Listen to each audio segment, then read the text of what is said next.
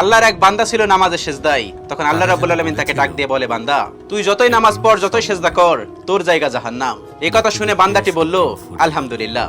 আল্লাহ তখন বলে, এই বান্দা, জাহান্নামের কথা শুনে কেউ আলহামদুলিল্লাহ কয়? বান্দা তখন বলে, আল্লাহ, জাহান্নামের মালিকও তুমি, জান্নাতের মালিকও তুমি।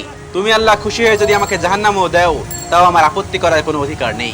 আল্লাহ তখন বলেন, বান্দা, জাহান্নামে গেলে তুই পুড়ে যাবি, তোর খুব কষ্ট হবে। বান্দা তখন বলতেছে, আল্লাহ, কষ্ট শুধু আমার হবে না, তোমারও হবে। আল্লাহ তখন বলতেছে, বান্দা, তুই পুড়বি জাহান্নামের আগুনে, আমার কষ্ট হবে কেন? বান্দা তখন বলে, আল্লাহ, কোনো মায়ের কোল থেকে যদি কোনো বাচ্চা পানিতে পড়ে যায়, তাহলে কোনো মাই দূরে দাঁড়িয়ে থাকতে পারে না, দৌড়ে গিয়ে বাচ্চাকে কোলে নেয়। আমার বিশ্বাস, ওই মায়ের সে কোটি কোটি গুণ দয়া তোমার বেশি। আমাকে জাহান্নাম দিলে তুমিও আল্লাহ শান্তি পাবে না। আল্লাহ তখন বলে, বান্দা, এই দলিল তুই কই পাইলি? বান্দা তখন বলে, আল্লাহ, আমাদের জাতির পিতা ইব্রাহিম আলাইহিস সালাম তোমার প্রেম মুখে নিয়ে যখন নমরুদের আগুনে পড়ে গেল, তার আগেই তুমি বলে দিলে